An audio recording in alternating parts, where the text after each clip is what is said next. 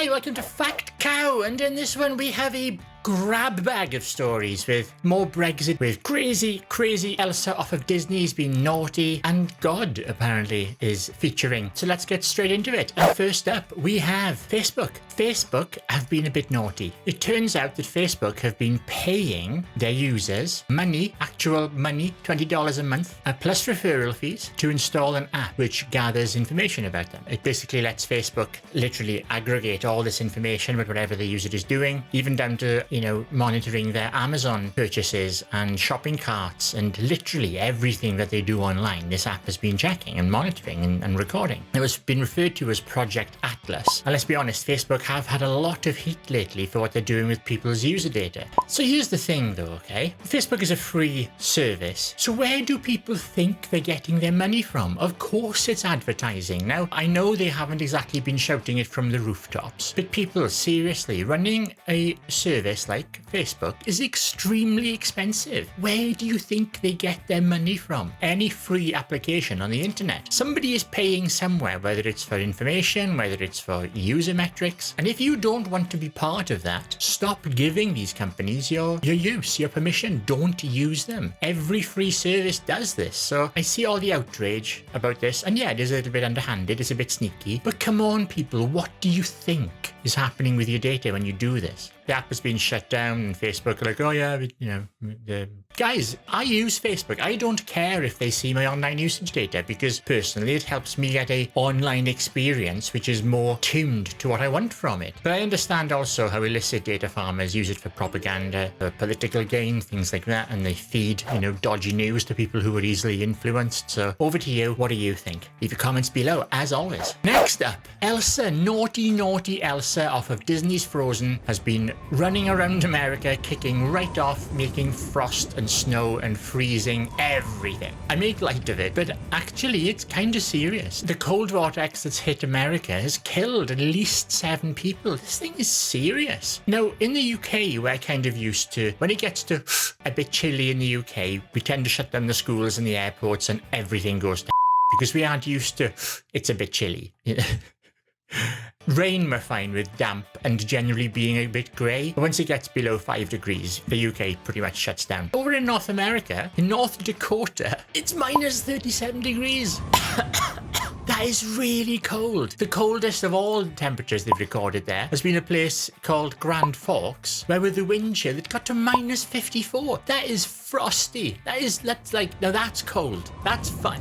Shut down when it's that cold. That's fine. I think we can let them off the hook for that one. This picture though that's been circulating is the police in Illinois. I'm not sure if it was a cosplayer or somebody that just got to dress as Elsa in fancy dress, but they made this big deal of arresting Elsa for being naughty, for being frozen everywhere. Hard to have an opinion on the cold, I guess, unless you're in the UK, in which case it's a bit chilly. Meanwhile, Brexit. The Brexit drama rumbles on, and now apparently we're going to be facing starvation because Brexit. Really though, are we? Now, yes, a change to the EU will change how we get our food from certain countries, and yes, March is a really bad time to be changing where we get our food from. The UK farms will be running out of things. The crop rotation is hitting a very bad time for the UK farms right now and switching into the summer period, so we have a couple of months there where the UK farming isn't going to be able to cope with the demand on fresh vegetables. So that is kind of grim. I can understand where these alarm bells are coming from, but also I think, we're not idiots. We have boats and lorries and things too. So my view is it's probably going to be bumpy, but I don't think it's going to be, an extinction level event as some Remainers are still claiming. Yes, I have no doubt the whole thing is an absolute shambles, and I honestly think we should still be staying in because nobody can give an accurate, realistic and reasonable reason why we should leave or stay. But also I'm so sick of people on both sides coming up with absolute nonsense. And do you know what the real problem with Brexit is? The amount of hate, the amount of people on the far right and the far left who don't care about facts. They don't care about the good of the country. They just want to shout at each other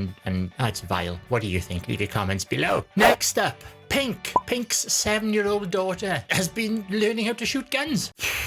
As predicted, the internet has gone crazy and lost its collective Carrie Hart, Pink's husband, a former motocross rider, has said, yeah, she's getting pretty good. And to be fair, I mean, I've seen some pictures here. She looks like she knows what she's doing. So some of the comments, here's a beauty. It's just indoctrinating the toxic American culture that guns are somehow cool and a hobby. Now, here's the thing. And here's my view on this, okay? America has a problem with people killing other people. And they use guns because guns are really good at killing people. But there are other countries out there that have guns. And what they don't do is run around killing each other. I think it is a society problem where we have a lot of very sick people going under the radar, killing everybody all the time. That is a real problem. And we have cultures in the UK where we have a subculture that runs around with knives and gets stabby at people all the time. Now, is it a gun problem in America? I don't know. It's just the fact that there's a lot of guns and they're easily accessible. But guns are not automatically the problem here. Perhaps they need to think about, do we really need to make these guns so available? It's a complicated issue. It's not a... And I'm sure I'm going to get comments with one-line answers telling me how simple it is. It's not. Yes, there is a societal problem in America. I'm not sure it's a gun problem, but the accessibility of guns and availability, maybe. There's a very complicated problem to solve there for somebody, and I don't know what the answer is. Finally, Trump. Again, when is it not about Trump? Dear God, Trump is a marketing genius. He's always in the news. So now he's in the news because, well, technically, the story is a Sarah Saunders story, and she has gone on television and said that God put Trump there. Trump is part of God's plan. I just need to drink for a minute because, you know. I'm not very God, I'll be honest with you, okay? But that is just really... I mean, can pander more, can you? Now, I know Trump has a lot of God people who really like him. But to sort of go out there and say Trump is part of God's plan, just stand back for a moment and let that settle in. Seriously. Wow. I got nothing more to add. I'm done. I've got nothing more to add with that one. Over to you. What do you think? Do you think Trump is part of God's plan? That is pretty much it for this one. An interesting, crazy week of stories. Be back with more in a couple of days. Hope you found this useful. As always, if you liked the stories, give me a thumbs up. If you didn't like them, give them a thumbs down. Leave your comments below and share and all of that stuff. If you like this sort of content, you want to be kept informed of everything I do, hit that subscribe button, click that alarm bell, and you'll be kept informed of all my stuff. Thank you so much for watching. Popping up over there is the last show I put out, and below that is the one YouTube thinks you should watch next. Thank you so much. I shall see you in the very next show. Bye.